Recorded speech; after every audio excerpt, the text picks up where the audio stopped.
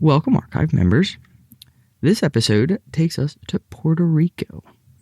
It's a location known for its dense rainforest, strategic and mysterious military presence, and one of the highest concentrations of reported unidentified aerial phenomena in the world. Tonight we will discuss reported alien sightings, some cryptids, and the restricted military zones. And this is all coming off of the International Month. So, welcome in to the Ominous Archives.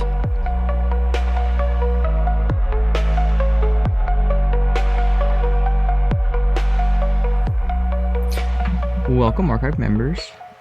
As you all know, I am Nick. And I'm Em.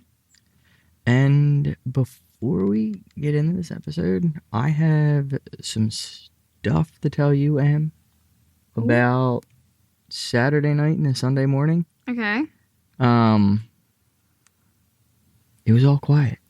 Nothing was stirring. Not even I a don't mouse. like this. Yeah, you know. Yeah. So it was wild. We're all sleeping, and my back was killing me. So I don't know. I just heard the myth that, staying on the floor, like a hard surface, is like supposed to help. Mm-hmm. So I was like, I'll stay on the floor, which is fine because Kobe will then come and lay with me. Right. So, and everything was quiet. It was all good.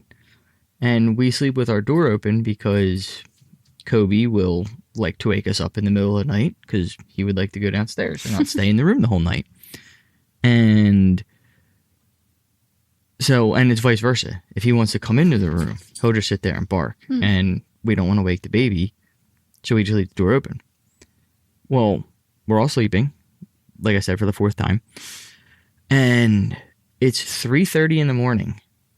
And Kobe stands up and lets out this deep, like, don't even think about it, growl and bark. Nope. Like his big boy bark. Yeah, his big boy bark. Not the playing around. Right. I just knocked the mic with my hat. But not that like playing around, like lighthearted bark. No, like was this serious. was like a what are you doing kind of thing. Yeah. And Frank and I woke up and we were like, what was that? And she's like, go check downstairs. And I was like, all right, cool. So I ran downstairs, but instinctively I was like, well, I'm not going to turn the lights on because I know my house better than somebody if they're in here. Right. So I turned my head to like, the way our steps are, you can stand like halfway up the steps and just kind of like peek your head around the corner. And that's what I did. I didn't see anybody. So I was like, all right, okay. So I went all the way downstairs and like, the basement door was shut and the back door was locked up. We have a camera on the back deck that has a motion sensor light. That was off. For kicks, I just turned on the back porch light anyway. Right. Didn't see anything. I checked the front door. That was locked. Looked like kind of in our driveway. Didn't see anything. Right. Like, this is wild. So I go back upstairs and Frank's like, did you see anything? And I'm like, no, I didn't see anything. I didn't hear anything. She's like, all right. And she's like, well, he's kind of just like laid back down. I'm like, okay. So I lay back down. Now he puts his head down. He's calm and collected. And we all start falling back asleep. Out of nowhere, his head just shoots up. No. He stares down our hallway and is just growling. And I'm like, what is going on? So now I get up and I check the back half of the house upstairs. So our bathroom, I could see everything in the bathroom, right. But I was like, I'll just go in here and check. Check the shower curtain. Right. Yeah. Well, the curtain was open. So right. If anything, it was like, check the window. I could see the window. So I did that. Then I went into the like gym office area, turned that light on, nothing. Opened my blinds because we have a deck roof and nothing.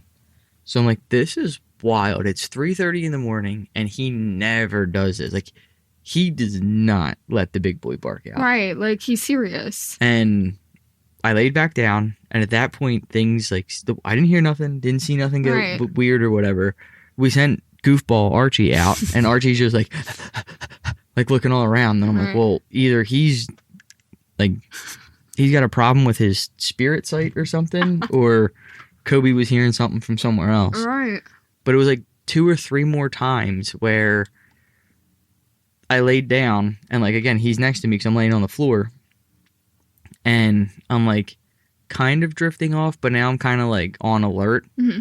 So eventually Frank falls back asleep, and now it's just me and Kobe sitting there, and I'm like closing my eyes and stuff, but my like, he's like laying against my leg, and I can feel him. And like 2 or 3 more times at night, his head's down, and he would just shoot his head up and just stare out in our hallway. Okay, so clearly we need to have somebody come in and do like something. See if you've got like ghosts or something. I don't know. It's.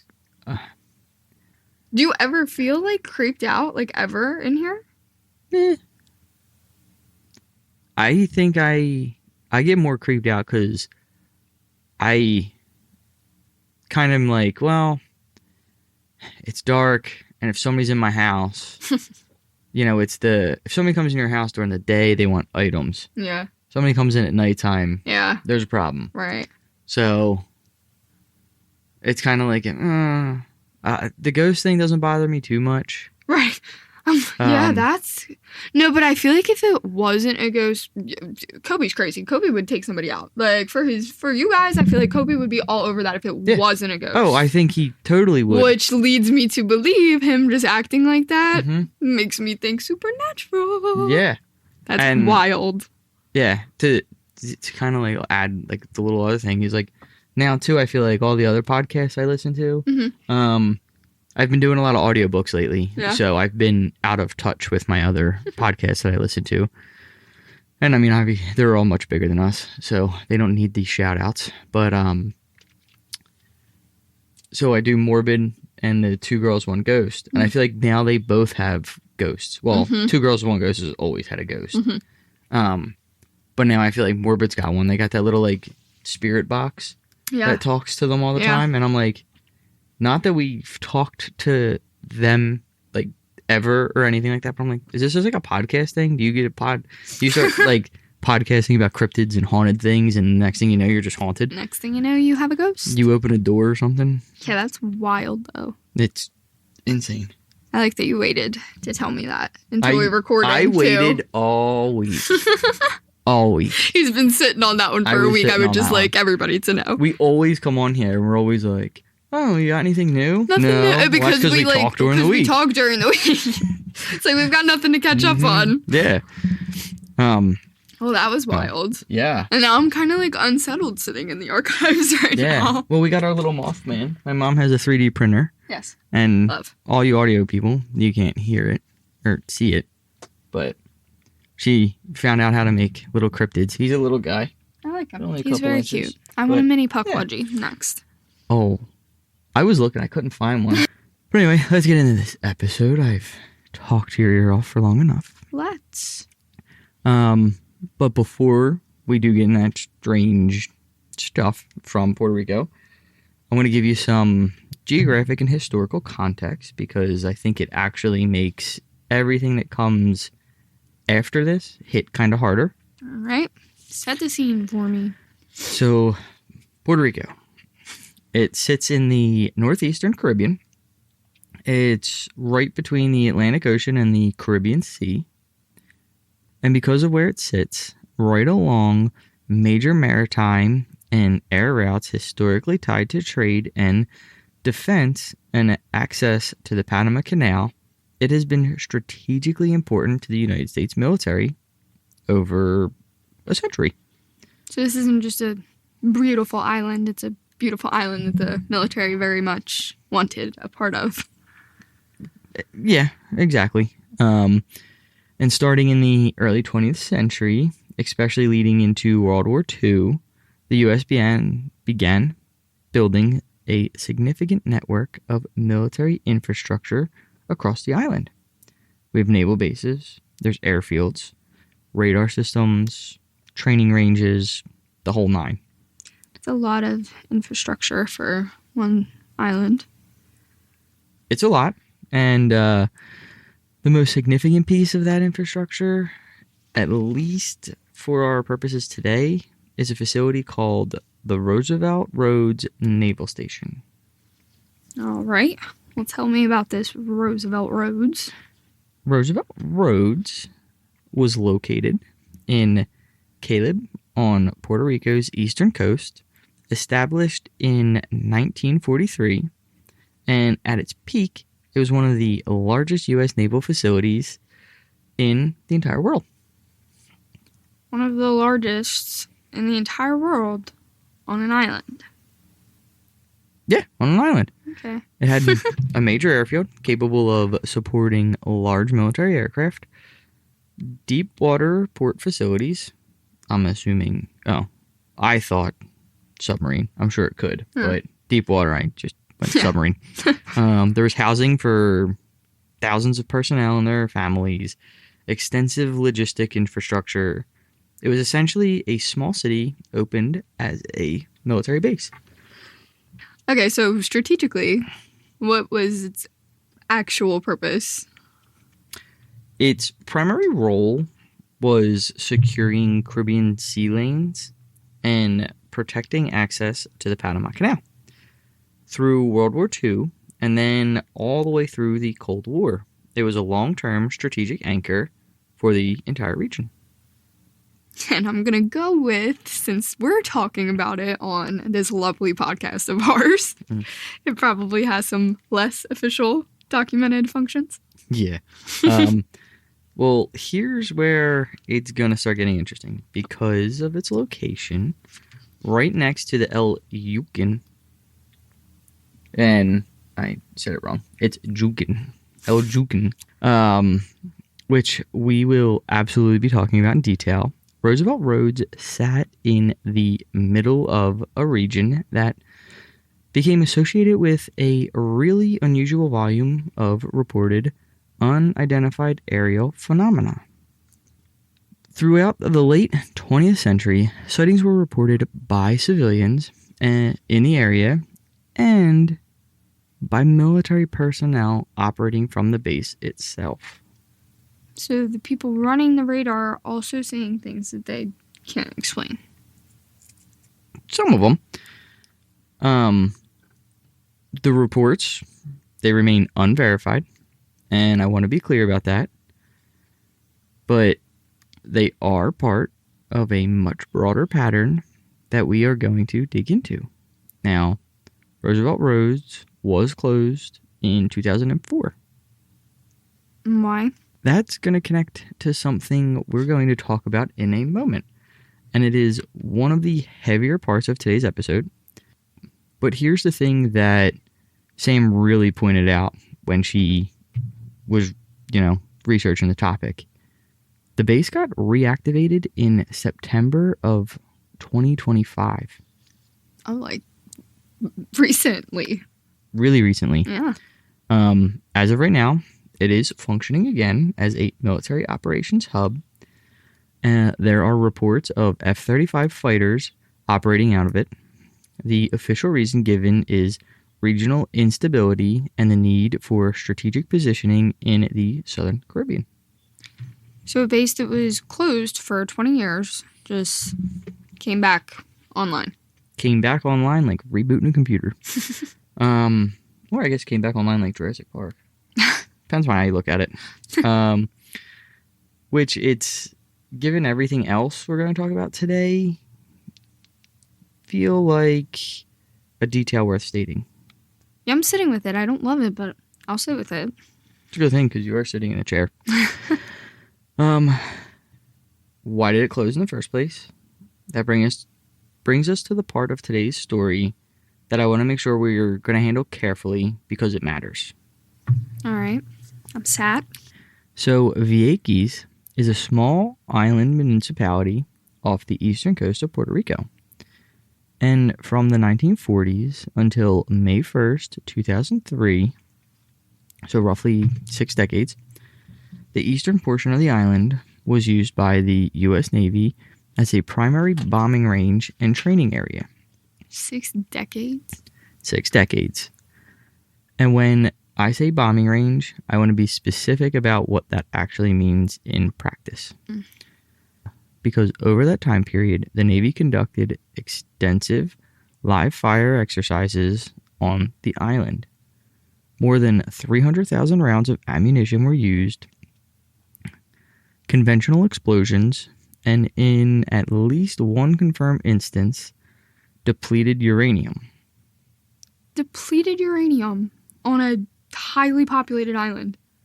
In 1999, the Navy acknowledged firing 263 rounds containing depleted uranium into what they called a live impact area.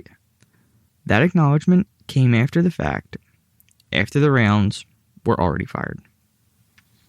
So the people that were living there just had no idea? Nope, not at the time. Cool. And the environmental impact of 60 years of this kind of activity is significant, is almost too small of a word. Documented issues include soil and groundwater contamination from heavy metals, mercury, lead, copper, residual explosive compounds throughout the land from decades of munitions use, and a very large quantity of unexploded ordnance that is still there. Still as in like right now? As in right now. The site was designed a Superfund cleanup location by the Environmental Project Agency, and cleanup efforts are ongoing and are projected to extend into at least the early 2030s.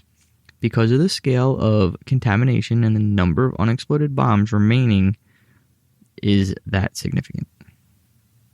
I don't even know what to say about that. The fact that I haven't heard, like, this is the first I'm hearing about it is crazy. People live there. People do live there. And residents of Vieques have reported elevated rates of cancer and other serious illnesses. Some studies have suggested possible environmental factors. The U.S. government's own research has not established a definitive causal link. That's the official position. But the pattern is there, and the community has been living with it. And what ended it? Like, what finally stopped the Navy from using it? Protests. So, widespread, sustained protests. And they intensified after a specific moment in 1999. A civil security guard named David Saines was killed during a training exercise. He was in the wrong place. A stray bomb and his death, a central catalyst for the movement demanding the Navy's withdrawal. Someone just died during a routine training exercise on just a normal island where people are supposed to be living. Yes. And that loss is what turned sustained frustration into a movement that ultimately could not be ignored. Military operations on Vieques ended in 2003. Following the Navy's departure, most of the land was transferred to the U.S. Fish and Wildlife Service and designated as a National Wildlife Refuge. Although certain areas remain closed to the public due to safety hazards, the unexploded ordnance. So it's a wildlife refuge that you can't even fully enter because there's active live bombs in it. That's a pretty accurate description of the current situation. Okay, I just want to say before we move on, that is a real community, real people, and I think it's important that we said all of that clearly rather than just treating it as a footnote to the more dramatic parts of this story, because that is absolutely wild. Absolutely. And I think the reason it matters for everything that follows is that it establishes something real about this region. There is documented, verified, government-acknowledged activity in Puerto Rico that is genuinely difficult to process, which means that when we start talking about the things that aren't officially verified, the radar contacts, the sightings, the encounters, we're not starting from zero. We have started from a place where unusual and troubling things have already been confirmed to have happened here. Yeah, the context definitely matters. It always matters. And with that, now let's talk about the things in the sky. So, some researchers and investigative groups have described Puerto Rico as a high-frequency reporting area for unidentified aerial phenomena. And that classification isn't based on one or two stories. It's based on the volume and consistency of sightings reported over several decades, particularly from the 1960s through the early 2000s. And who's doing this reporting? Because I feel like that matters a lot. It does. And this is the part of what makes Puerto Rico stand out. Because the reports aren't coming just from one type of source. You have civilian eyewitnesses, you have military personnel, you have radar operators, and you have pilots. Pilots and radar operators are not people I feel like are typically easily spooked by lights in the sky. That's kind of their whole job, is knowing what's in the sky. Yeah, pretty much, you'd think. And they have all kinds... Oh, duh. I was going to say, they have all kinds of radars. And the island's geography makes it a genuinely unusual environment for this kind of reporting. The mountainous terrain, dense rainforest, ocean on all sides, long-term military activity creating overlapping conditions where both conventional and unexplained aerial activity are being observed simultaneously. It's a complicated airspace, even before you add anything strange to it. All right, so even figuring out what's normal up there, I feel like, is difficult. Yeah, I mean, it's definitely really hard, which makes the cases that do stand out for a reason. And I want to take you to one specific case that I think is genuinely one of the more remarkably documented encounters in the broader history of UAP reporting. Not just in Puerto Rico, but in general. You have my full undivided attention. I should have had it since the start. Hey, you have. I'm just really locked in here. Yeah, you're about as locked. I am actually. You seem as locked in as Archie right now. Well, Archie is sleeping. I'm actually locked in. I need to know now. So, in November of 1964, there is a U.S. Navy destroyer operating in the waters north of Puerto Rico, the USS Guyot. The USS Guyot. And over the course of several nights, November 16, 17, 18, 19, and the 24th. Well, that's interesting. Yeah. The radar operators and crew aboard the ship make repeated contact with an unidentified object. Side note, why do all wild and crazy things, paranormal, alien, why does it always happen in November? Yeah. That's like the one thing, like, we did a research project. My birthday's in November. Yeah. And I did a research project, and I was like, there's some, like, famous people and stuff, but November was a pretty boring month besides Thanksgiving. Yeah. Now I'm realizing it's because that's when all the paranormal stuff takes place. And when... You just haven't been looking in the right spot. What is it? Conformity Gate is going to be dropped again. It's going to drop on my birthday. Right. I said that as soon as it ended, and everybody was like, complaining about it. I was like, I looked at Frank and I was like, I guarantee you something will drop on November 6th this year, because it all started on that month, that day.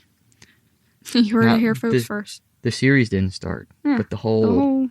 So why would it not end on that date? I see what you're saying here. You heard it here. Anyway, back to this. So it repeated over multiple nights. Yeah, multiple nights. Same area, and what they're tracking is not behaving like anything with a conventional explanation.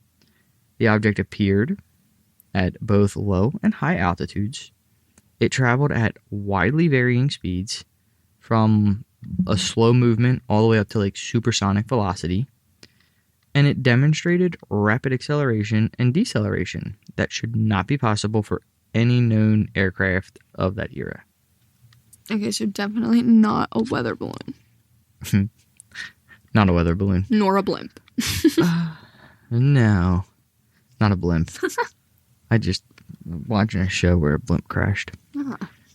There's another creepy thing we could talk about, the blimp in San Francisco. I'm really getting off topic this episode. But there's a blimp, I believe it was in San Francisco, that crashed. A military blimp that crashed. And there were 3 people on it. And then by the time the military got there, the 3 people were gone. Oh, poof. Great. Just poof. Vanished. Anyway, it was November 18th. The object was tracked at a low altitude as it passed over another vessel, the USS Bainbridge, at approximately 180 knots before disappearing from radar entirely. So it just vanished? Just vanished. And then it came back.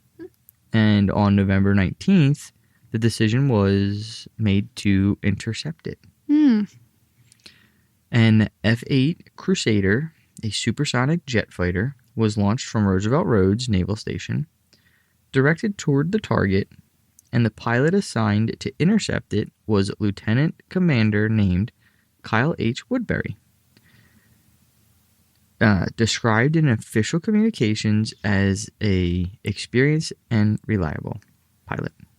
Okay, so I need you to paint that picture for me. What exactly do they tell him? Like, he's going up to intercept. What exactly? They don't even know. That's exactly it. He doesn't fully know. He has a radar contact. He has coordinates. He has a target. And he goes up. Conditions are clear. Strong visibility. Full moon. Yeah. Good night to see whatever's up there.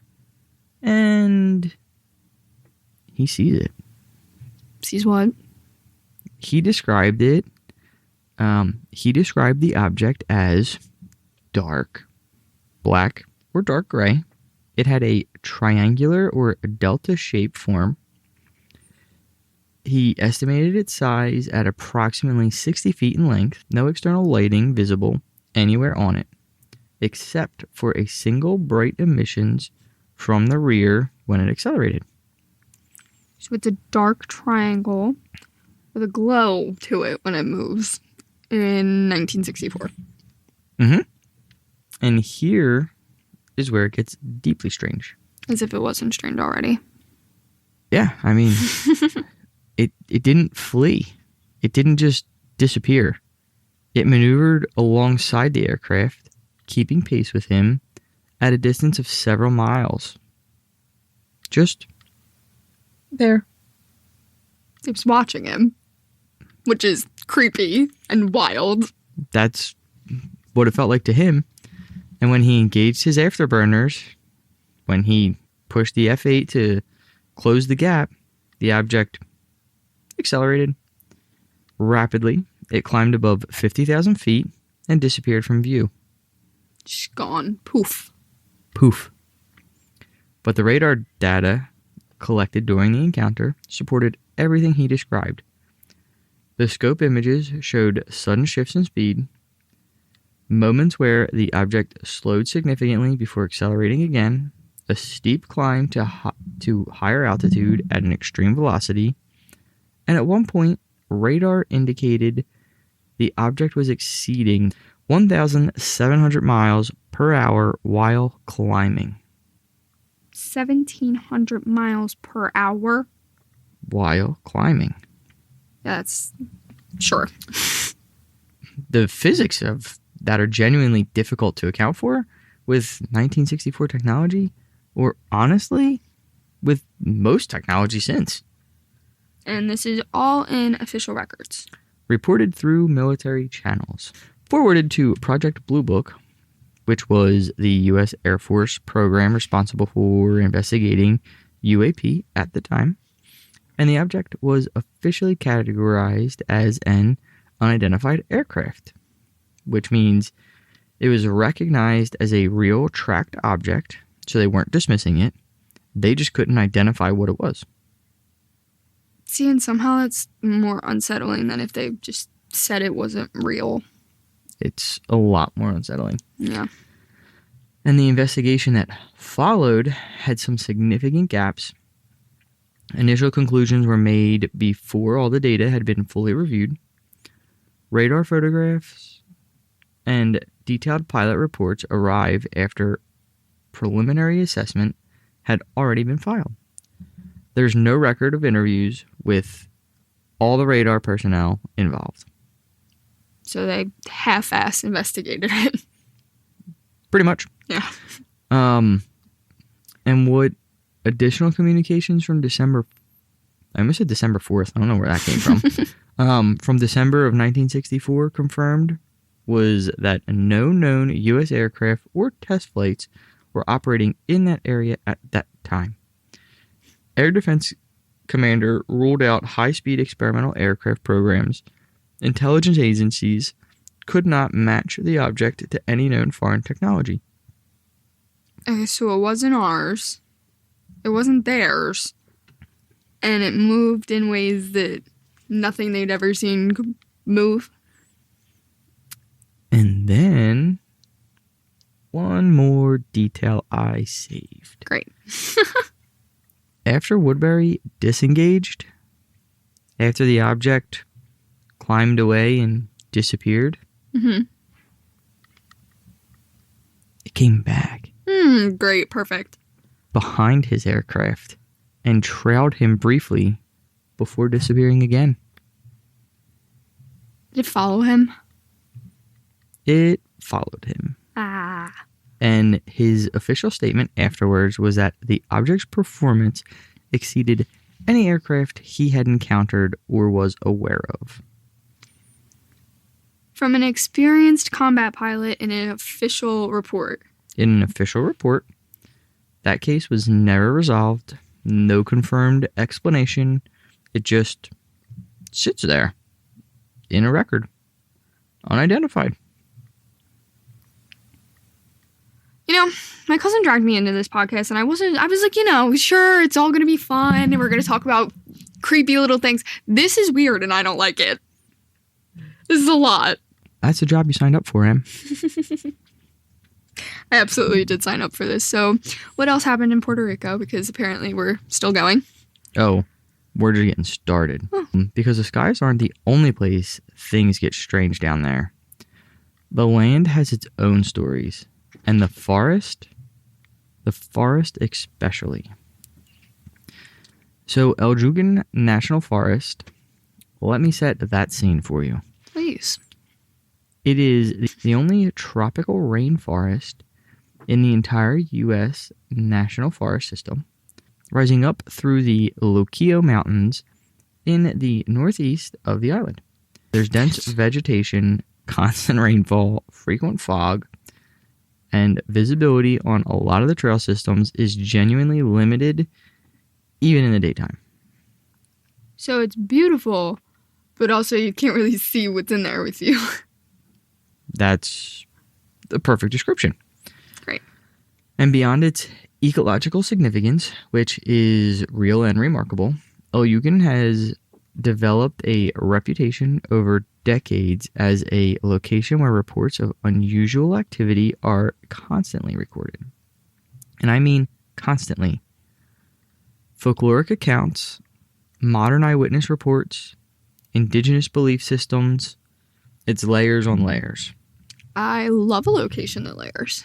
And I want to start at the beginning because I think the foundation matters. Long before any modern UAP report or cryptid sighting, the rainforest was spiritually significant to the Tano people, the indigenous people of Puerto Rico. Okay, tell me about that. So in Tano cosmology, the mountains of El Yunque held deep spiritual importance. The mountain itself is associated with a deity called Yunque, a central protective figure in the Tano belief. Considered a guardian of the island, and natural forces, storms, winds, the kind of unpredictable weather the rainforest generates constantly, were interpreted as expressions of spiritual presence. So the forest wasn't just a forest, it was alive in a specific, meaningful way. In a very specific, meaningful way. And I think it's important context because when you have a location that has been understood as spiritually significant for centuries, that shapes how every subsequent strange experience gets interpreted. The forest has always been a place where something more than ordinary was expected. That actually makes the later reports feel a little less random to me. I think it makes them much less random. Yeah. And then alongside that indigenous framework, you have local folklore that developed over time. There are duendes. Duendes? Small, supernatural beings, puckies, trickster spirit, common in Spanish-speaking cultures across Latin America, but with a specific character in Puerto Rico. In the context of El Yunque, they are described as inhabitants of the dense forest, capable of misleading travelers, causing disorientation, associated with unexplained sounds or movement in the undergrowth. So if you get lost in the forest, the folklore already has an explanation for what happened to you. The folklore has you covered. And there are two other local legends I want to mention briefly because they stuck with me. The first is called The Cave of the Crying Child, a story passed through oral tradition describing a child left in a cave whose cries can still be heard echoing through the forest. That's terrible. It's shared as a cautionary tale rather than a documented event. But imagine hiking through a fog-covered rainforest and hearing something that sounds like a child crying. Yeah, I'd leave and not look back. You may I might not when even the get fog there. set. Yeah. Right.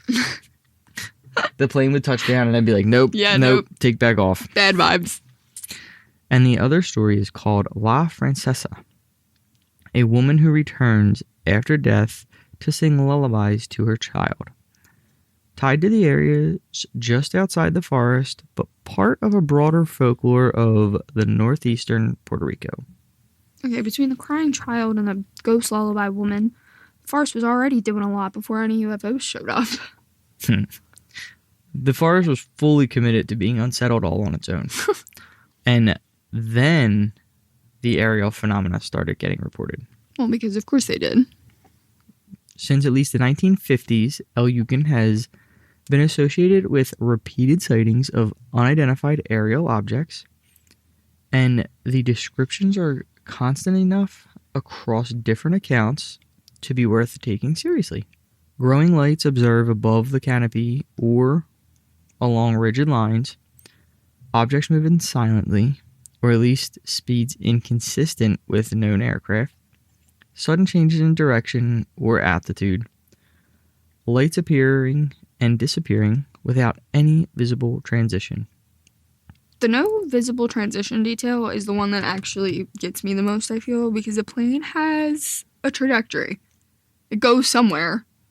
These things just stop existing in one place and then just start existing somewhere else. That's just not real. That doesn't happen. Yeah, I mean, you would think it has a point. It's going to go somewhere.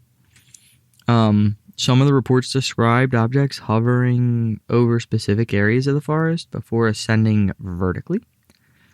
Others involve lights moving across the mountain peaks, partially obscured by fog, and not all of these have been explained. Some could be aircraft, atmospheric effects, light refraction in humid conditions, but not all of them. Well, what about on the ground? Because you mentioned humanoid figures earlier, and I've been thinking about that since you said it, because you said it and then just moved along. Right. So alongside the aerial reports, there is a smaller but persistent category of accounts involving humanoid figures within the forest itself. And the descriptions have reoccurring details across different accounts. Tall, thin figures moving quickly through dense vegetation. Limited or no visible facial features. Occasional descriptions of triangular or angular head shapes. Silent movement, typically observed at a distance. No visible facial features. Slenderman style. Okay, great, cool. That's not wild. These are typically reported along less traveled trails, particularly during the early morning or evening hours when the fog is thickest and the visibility is lowest. So the conditions where you're most likely to misidentify something are also the conditions where these things are most often seen.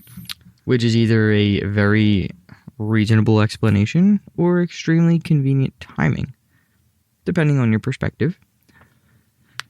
And there's one account from 1973 that gets referenced fairly often. A group ascending a trail reported encountering figures moving through the mist. One individual described being in close proximity to a figure that, and this is the detail that stays with me, did not register as warm or cold to the touch. And what could you possibly mean by that? It means whatever they reached toward, or whatever was near them, had no discernible temperature. No body heat. Not the coolness of the forest air. Just nothing. I do have to say that's one of the strangest details I feel like this is a weird one. I feel like this is one of the weirdest ones we've talked about on the pod. Yeah, it made me excited. Like I said, Yeah. I've been stoked since he's talked to me about it. No physical evidence, unconfirmed account, but the detail is specific enough that it's hard to dismiss as pure imagination. Yeah, I agree. What about, you mentioned 1992 earlier in your notes. We did. In 1992, witnesses reported photographing two small humanoid figures near Mount Britain inside El Yunque, described as short, thin-bodied, large head, dark eye regions. Okay, so the classic gray alien description, I feel. To a T.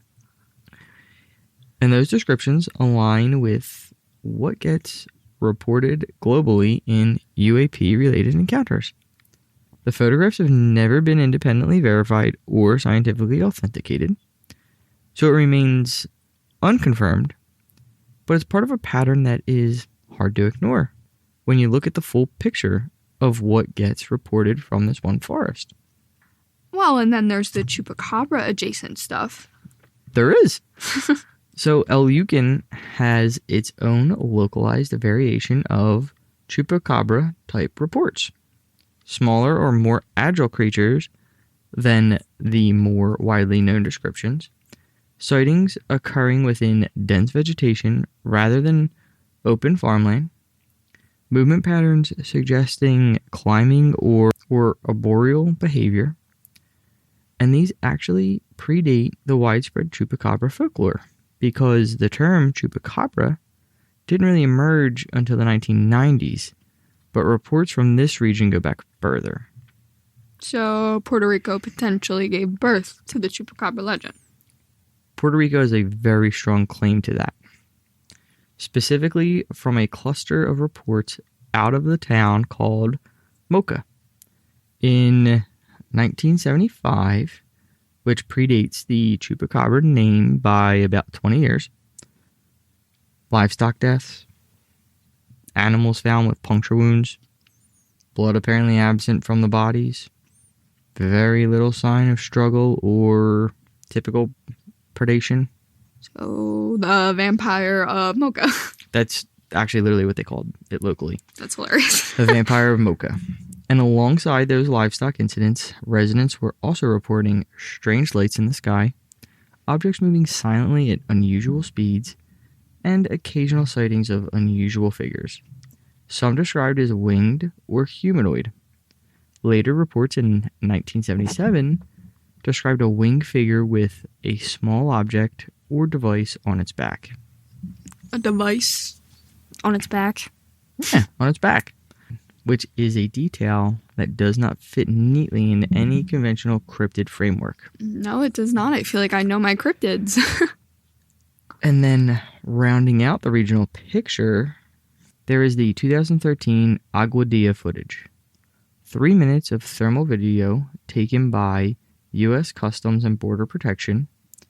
It shows an object navigating at low altitude around Rafael Hernandez Airport in Puerto Rico, then dipping into the Atlantic Ocean without losing speed, and then apparently splitting into two.